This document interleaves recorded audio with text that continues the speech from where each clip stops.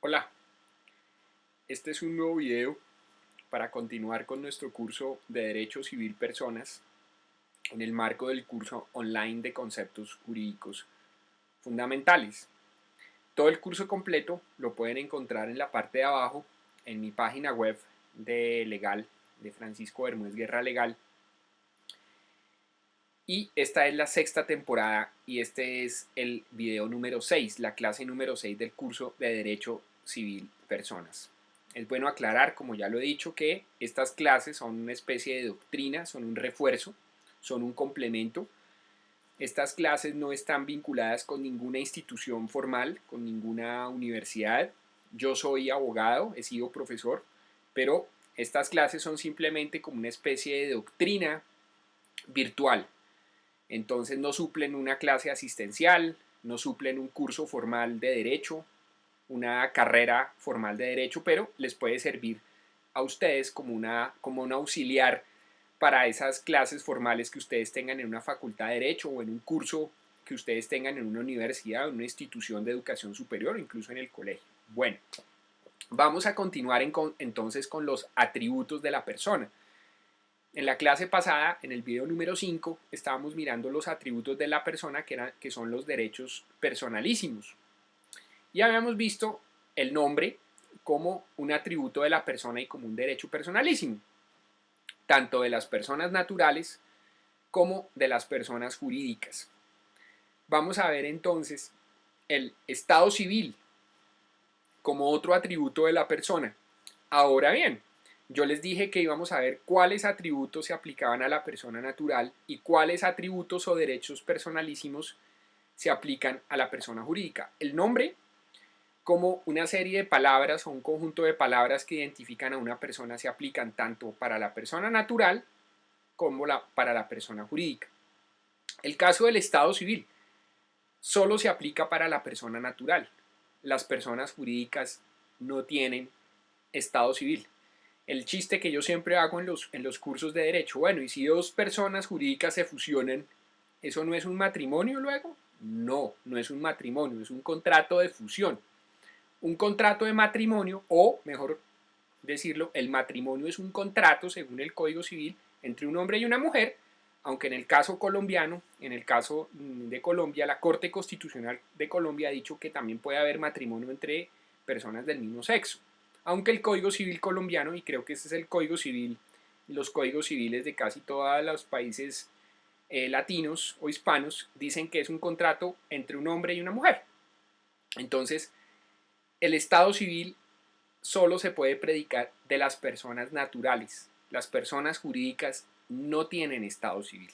Entonces, ¿qué es el estado civil?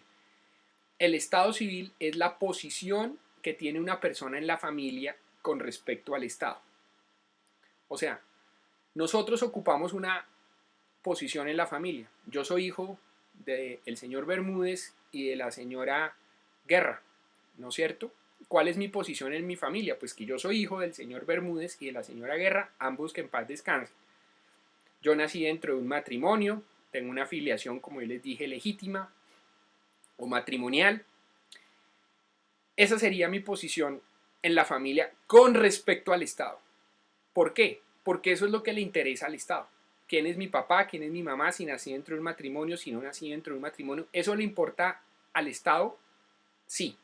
Y como vamos a ver más adelante en el caso del Estado Civil colombiano, las normas que rigen al Estado Civil son normas de orden público.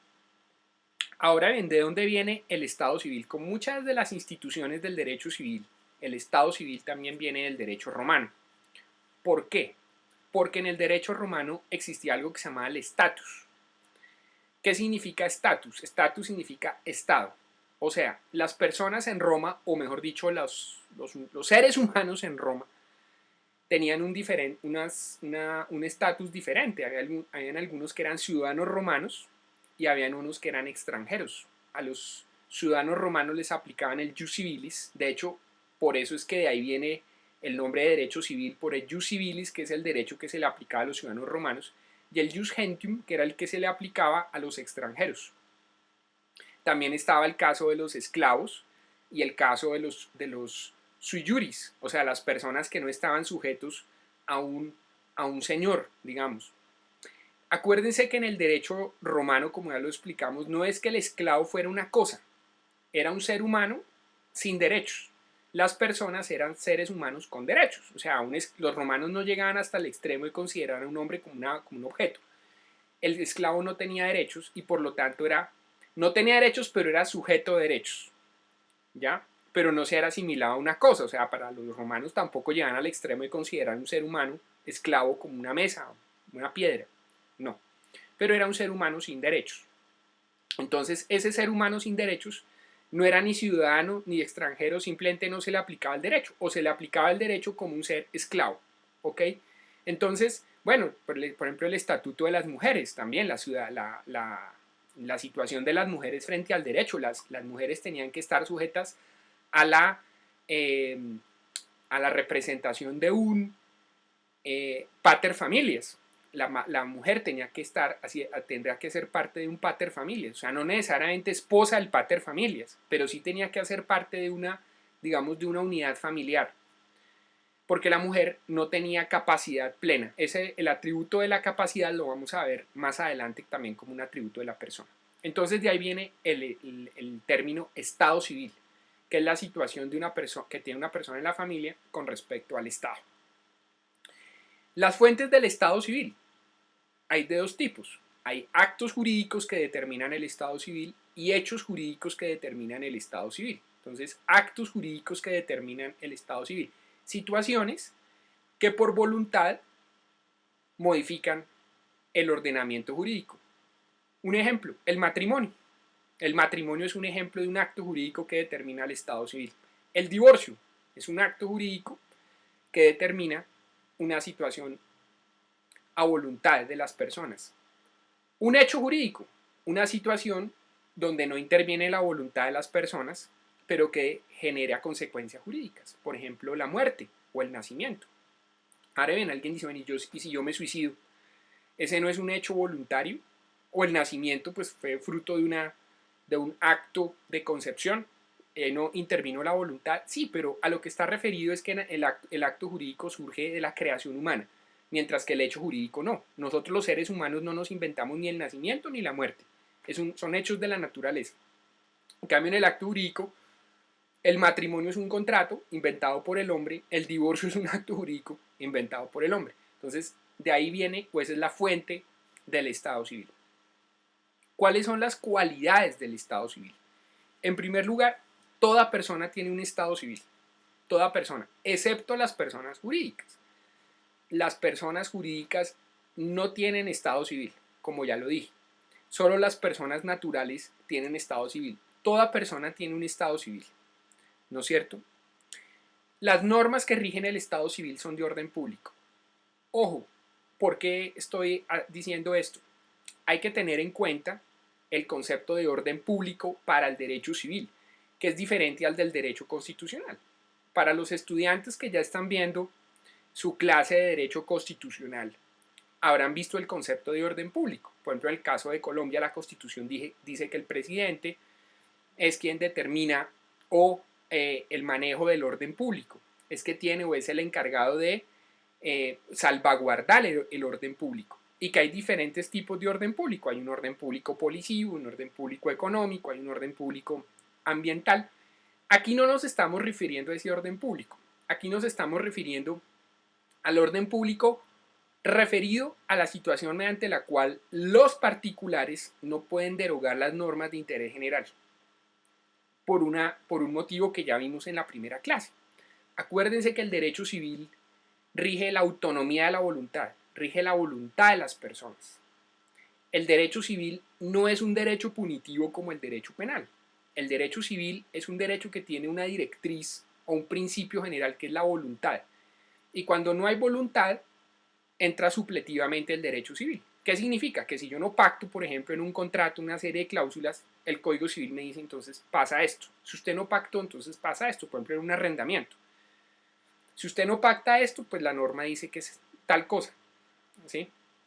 Entonces, el derecho civil, la norma general es la autonomía de la voluntad. Entonces, ¿qué ocurre? Hay normas dentro del Código Civil que no pueden ser derogadas por los particulares. Los particulares no las pueden cambiar. el Estado civil es una de ellas.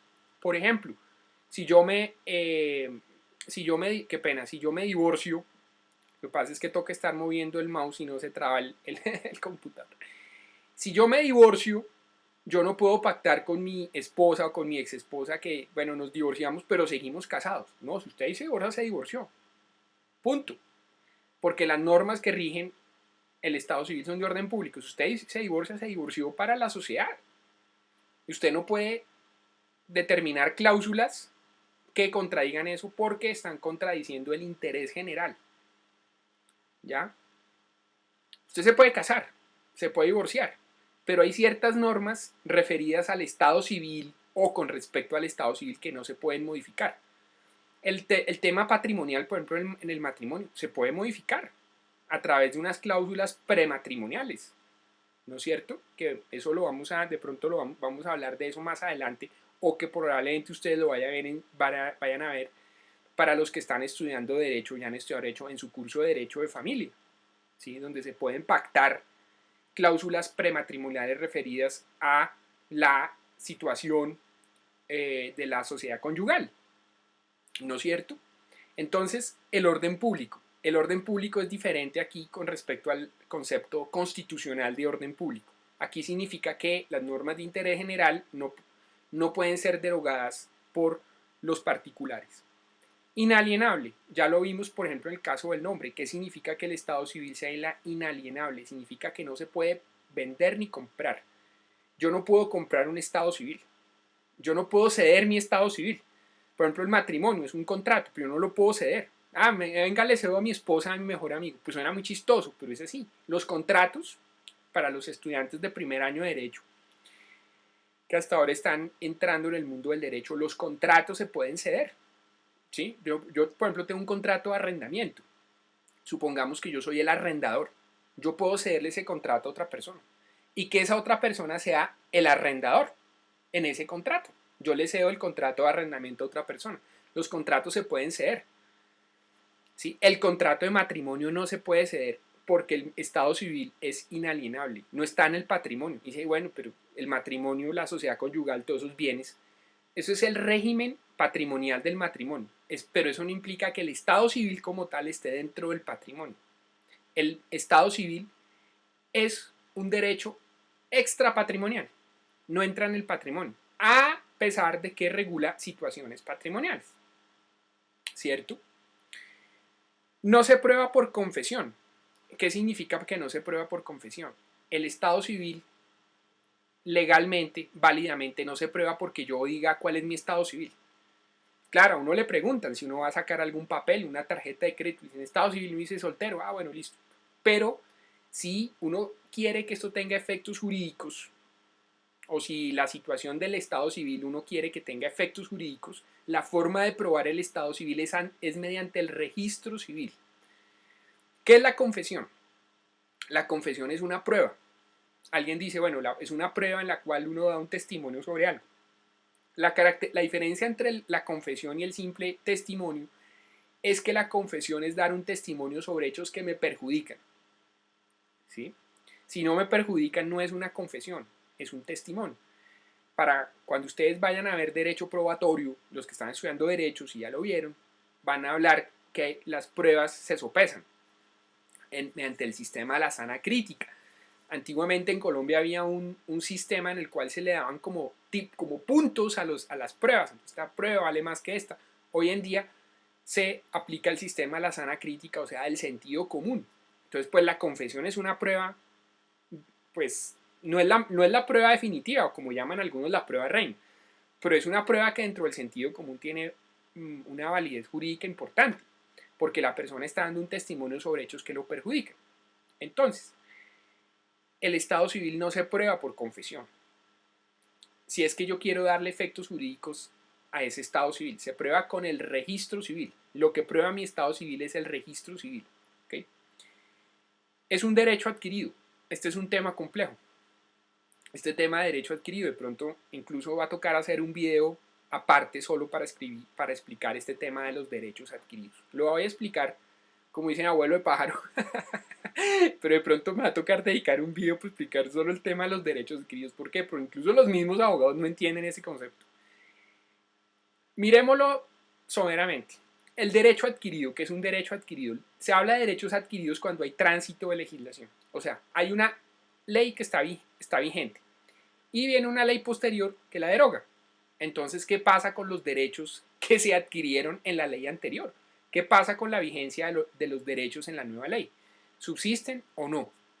Entonces, pues eso depende de lo que diga la nueva ley, ¿sí? Para los que ya vieron Introducción al Derecho, están viendo Introducción al Derecho, saben que una ley posterior va a derogar una ley anterior.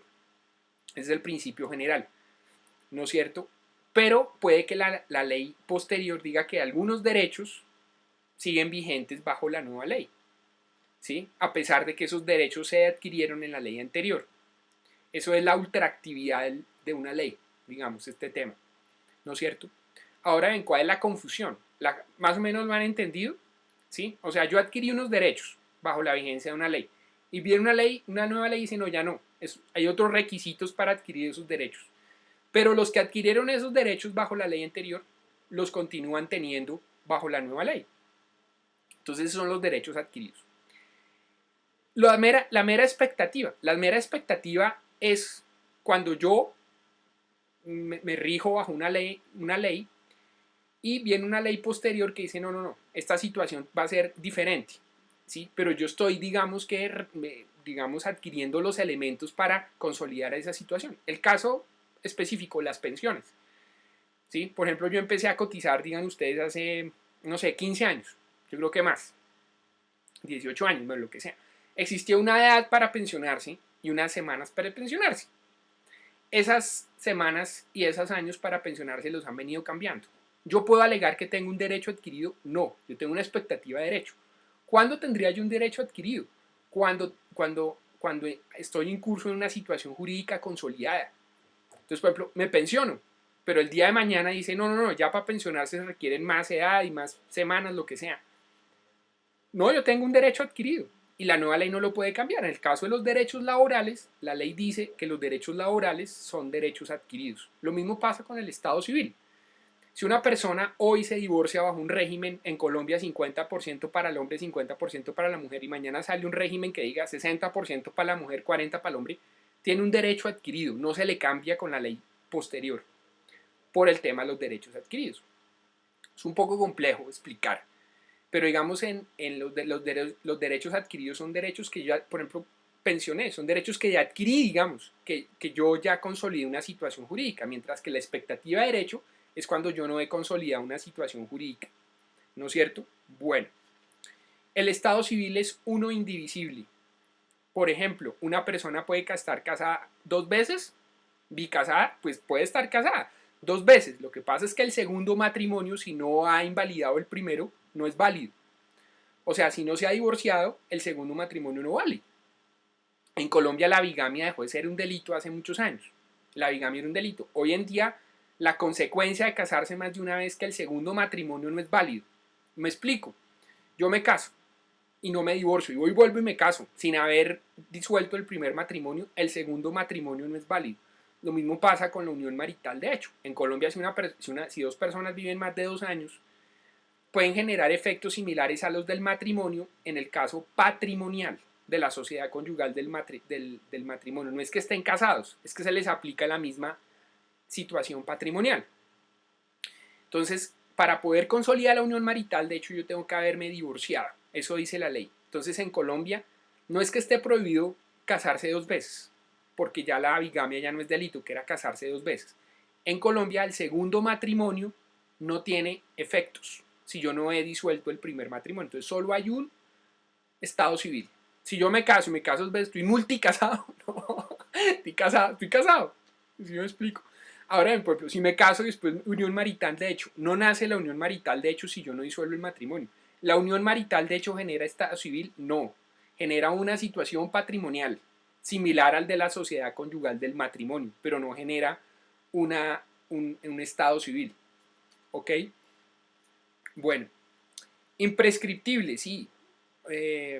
Por ejemplo, si dos personas están casadas, pero por ejemplo no viven en la misma casa, acuérdense que el matrimonio, y ustedes lo van a ver en derecho de familia, genera tres obligaciones: vivir juntos, techo, mesa, compartir la comida y lecho, el tema de las relaciones sexuales. ¿Qué pasa si dos personas no viven juntas? ¿Qué es una causal de divorcio? En Colombia había un delito que se llamaba abandono de hogar, ya no existe. Si una persona va y dice, ya no quiero vivir aquí, y se va, esa persona no puede pedir el divorcio. La que puede pedir el divorcio es la persona perjudicada. O sea, la que dejó el hogar no puede pedir el divorcio. La que puede pedir el divorcio es la persona abandonada, digamos, o la persona que permaneció en la casa. ¿Sí? Entonces es una causal de divorcio. Entonces, por ejemplo, no es que no, yo no vivo con mi marido desde hace 15 años, eso ya prescribió. El matrimonio ya prescribió, el estado civil no prescribe. Señora, si usted ya no vive con su marido, usted lo que puede, y su marido la abandonó, sí, usted lo que puede pedir es el divorcio, pero no la prescripción del matrimonio. Porque acuérdense que los atributos de la persona no son derechos ni reales ni personales, son atributos que no entran en el patrimonio para el caso de los derechos personales de las personas naturales. Para el caso de las personas jurídicas se aplican, digamos, otras reglas.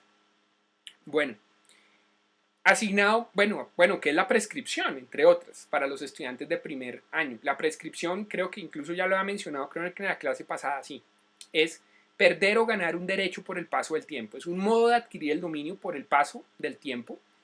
La prescripción de derechos sustanciales o la adquisición de derechos por el paso del tiempo o perder derechos por el paso del tiempo se llama para los derechos sustanciales prescripción, para los derechos procesales se llama caducidad. Por ejemplo, en Colombia, si el Estado me genera un perjuicio, tengo 2 años para demandar. Si yo presento la demanda a los 2 años y un día, me caducó la acción y me van a inadmitir la demanda porque la demanda caducó, la acción caducó. Las acciones caducan, los derechos prescriben. Tutelado, asignado por la ley, sí, el que determina qué estado civil tengo yo es la ley. Dependiendo de mi situación, esa es la ley. Yo no me puedo inventar un estado civil. Tutelado por la ley, lo rige la ley. Ok, lo mismo, yo no puedo inventarme un derecho civil, un derecho civil, sí, un estado civil. Ahora bien, hay acciones del estado civil, que es una acción, en primer lugar, que es una acción, viene también del derecho romano, que era la actio. La actio es la facultad de acudir a un juez para reclamar algo. Aquí lo mismo. Entonces hay acciones penales, que es una denuncia penal, hay acciones civiles, hay acciones constitucionales, hay acciones referidas al estado civil, sí, por ejemplo, impugnar el estado civil. Yo puedo impugnar el estado civil de otra persona. Yo puedo reclamar un estado civil para mí. Puedo rectificar el estado civil por algún error que hubo, por ejemplo, en el nombre, el apellido, lo que sea. Modificación del estado civil, cambiar uno por otro, un estado civil por otro, acción ante un juez. No perturbación del estado civil, cuando alguien está reclamando algo, un estado civil que genera mis derechos y alguien le está reclamando ese estado civil o esos derechos, hay una acción de no perturbación del estado civil. Bueno, estas son como las principales reglas referidas al estado civil. En la próxima clase yo creo que vamos a ver los otros atributos de la persona. Como ya les dije, este curso o estas clases que yo doy online no están, digamos, relacionadas con ninguna universidad, ninguna institución de educación superior. Es doctrina. Ustedes pueden creer o no esto. Y una advertencia que yo le hice en el anterior video es, miren la fecha del video. ¿Por qué? Porque las normas se van precisamente derogando. Entonces puede que el video sea muy viejo, ya hayan otras reglas, hay que mirar lo que hay, ¿no es cierto? Pero son unas reglas, digamos, generales que se aplican y muchas veces el tema específico puede ser, digamos, modificado. En Colombia, quien rige esto del Estado Civil, pues es en primer lugar el Código Civil, un decreto ley que se llama el decreto ley 260 al 70, pero ese decreto ley 260 al 70 ha tenido varias modificaciones también por otras leyes, pero sigue siendo como el decreto base de todo este tema del Estado Civil y el registro civil. Si tienen alguna pregunta, me la mandan a mi correo electrónico, que es fbermudez@gmail.com, o a mis redes sociales que están debajo. Todo el curso lo pueden encontrar debajo. Esta es la sexta clase de la sexta temporada. Este es el sexto video de la sexta temporada. Hay 5 temporadas. De hecho, ya este sería 6 y 33. Este ya sería el video 39. El video 39 de todo el curso online. Porque son 33 videos. Llevamos, este sería el sexto video. Este ya sería el video 39. Pero sería la sexta clase del curso de Derecho Civil Personal. Bueno, si tienen alguna pregunta me la mandan por correo electrónico. Gracias a los que me han mandado comentarios. Espero que esto les sirva. Si ustedes me dicen no me sirvió para nada, bueno, listo, no me sirvió para nada. Ojalá les sirva de reflexión y que ojalá les sirva como un apoyo para ver otros libros, legislación. Esto no suple que ustedes vean la legislación. Le preguntan a su profesor que ustedes tengan en su facultad, en su escuela, en su colegio presencial. Las clases presenciales son mucho más útiles porque uno puede hacer preguntas, porque puede que el concepto no le haya quedado claro. Espero que les haya servido. Les mando un abrazo y muchas gracias por verlo y suscríbanse a mi canal. Que estén muy bien.